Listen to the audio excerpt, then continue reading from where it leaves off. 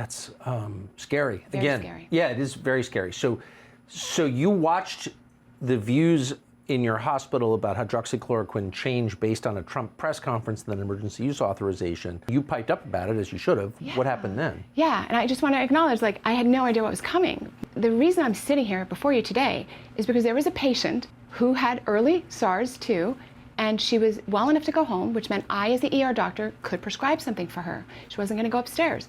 I prescribed hydroxychloroquine and zinc, and I think I gave her Zithromax as well, and I didn't think anything of it. I happened to call her 2 days later. She was doing great. It was my first one. I got a phone call that I was going to be fired if I ever did that again, and I was stunned. Who was the call from? It came from the CEO of the hospital, who told my medical director to call me, and I said, what's driving this? And he said, I don't think it works. I said, no problem, don't prescribe it then. You practice as an individual, as do I, but why do you care what I'm practicing? I'm prescribing my patient. I said, well, you know, there's a big insurance company.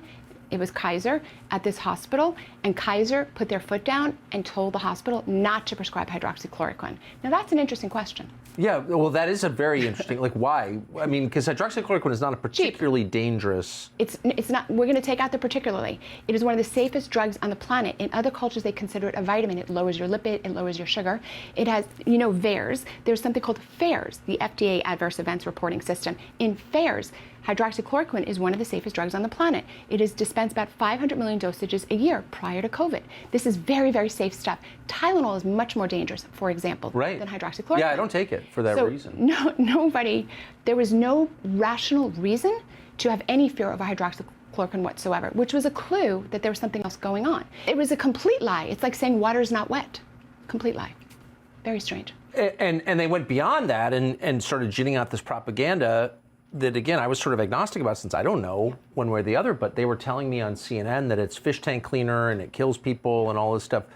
So clearly there was this motive to vilify the drug and anyone who used it. We figured out what the motive is. I don't know if you know this, but what happened was, to race the vaccines through as an emergency use vaccine, the law required that there's no other treatment option. It was a precondition of racing the vaccines to market, that there was no other alternative. That was the reason. That was the smoking gun.